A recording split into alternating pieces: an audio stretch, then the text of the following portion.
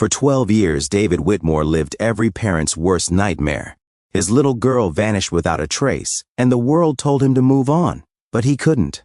He wouldn't. Then, one snowy morning, a letter arrived that changed everything. A name, a place, and a glimmer of impossible hope. What he uncovered next revealed betrayal deeper than blood, secrets darker than he imagined, and maybe a second chance. Before we move on with today's story, please let us know where you're listening to from. David Whitmore, a powerful businessman, had lived every parent's nightmare for 12 long years. His daughter, Clare Whitmore, was abducted when she was only 6. Though the world around him moved on and his wife eventually left, shattered and unable to bear the endless sorrow, David clung stubbornly to hope. He had chased countless false leads, faced bitter disappointments, and spent years in a silent war against despair. But giving up had never been an option. Then, on a bitterly cold winter morning, something unexpected happened. An anonymous letter arrived at his doorstep, its words hauntingly simple yet electrifying. "The girl you're looking for is at St. Joseph's Haven." David's heart pounded wildly in his chest. Could this finally be the miracle he had spent more than a decade praying for? His heart raced. Was this another cruel hoax, or the miracle he had been waiting for? With his loyal driver, Michael Grant, David set off on a journey that would change his life forever. St. Joseph's Haven was a modest orphanage tucked away from the world.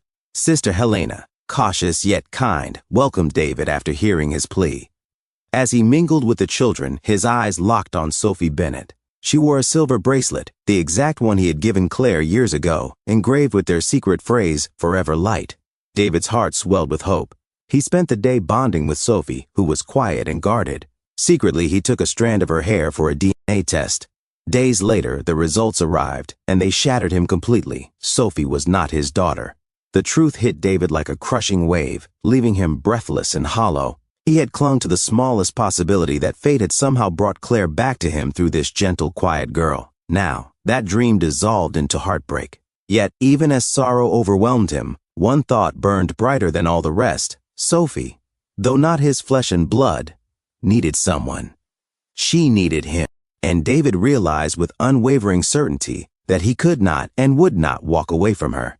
Sophie overheard the devastating news. Tears welled in her eyes as abandonment loomed once more. But David made a life-altering choice. Though she wasn't Clare, he refused to let her feel unwanted again. He promised to stay by her side. Through quiet talks and shared moments, they bonded. Sophie revealed faint memories of a girl named Christy, who had mysteriously vanished from the orphanage after adoption. Something didn't sit right. David reached out to his old friend Olivia Reed, a sharp and relentless lawyer. Olivia dug deep into the orphanage's adoption records. What she uncovered was horrifying: irregularities tied to a secretive donor, Eric Whitmore, David's estranged brother. Eric, consumed by jealousy and bitterness that had festered for years, had orchestrated Clare's abduction in a cold, calculated act of revenge. What had once been sibling rivalry had evolved into something far darker, festering into envy so toxic that he was willing to destroy David's life just to soothe his own fractured ego. It was this twisted motivation that led Eric down the path of betrayal, using his wealth and connections to arrange the unthinkable, stealing Clare away and severing her from the family who loved her. Olivia tracked down Leo Garcia, Eric's former accomplice, who confessed that Clare had been sent far away and given a new identity, Emily Carter. Following this lead, David, Sophie, and Olivia arrived at Brookdale Youth Center, where Emily Carter lived after her foster parents' tragic death. Emily was cold and defensive. The weight of her painful past had hardened her heart, leaving her wary of anyone who dared to offer promises or hope.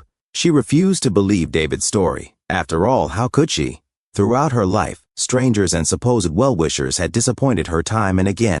She had been hurt too many times before, and opening herself up now felt like risking everything she had built to protect herself. To Emily, it was safer to shut him out than to believe she might finally belong somewhere. But Sophie slowly broke through Emily's walls. Sharing her own tale of abandonment, she connected with her deeply. Emily began experiencing vivid dreams and flashbacks, yellow balloons, whispered phrases, and a silver bracelet. Just when Emily began to trust them, Eric Whitmore returned, posing as a social worker to take her away. Sophie sensed his true intentions and bravely intervened. She alerted David, and together they rushed to save Emily. In a tense and terrifying alleyway confrontation, Eric tried to force Emily to leave, his voice low and menacing as he grabbed her arm and pulled insistently. Emily struggled against him, fear flashing in her eyes, while Sophie stood her ground with fierce determination. Eric's fury exploded as he tried to shove Sophie aside, but she refused to move, giving Emily precious moments to pull away. At that crucial moment, David and Olivia arrived, their faces etched with urgency and fear. David shouted for Eric to stop, his voice booming with rage and desperation. Olivia, ever prepared, had already alerted the authorities, and within minutes flashing red and blue lights flooded the alley. Police officers swarmed in, pulling Eric away as he struggled and cursed. As they pinned him down and cuffed him, he locked eyes with David and hissed, "This isn't over."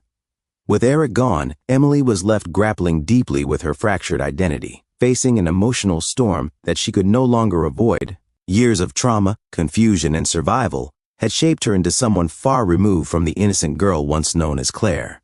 She wasn't ready to call herself Clare. The name felt foreign, belonging to a version of herself that existed only in faded memories and fleeting dreams.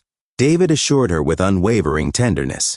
Whether she called herself Emily or Clare, it made no difference to him. She was his daughter in every way that mattered, and nothing would ever change that. Slowly, Emily began to feel the walls inside her heart weaken, allowing fragile hope and belonging to seep through. Slowly, trust grew between Emily, David, and Sophie. David legally adopted Sophie, keeping his promise never to abandon her. Their bond deepened, creating a family built on love, not blood.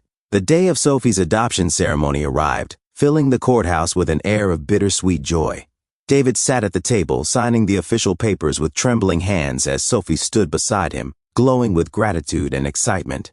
Just as he finished, the heavy wooden courtroom doors creaked open slowly. Every head turned as Emily stepped inside, wearing the blue sweater David had once given Clare, a cherished memory now woven into the present.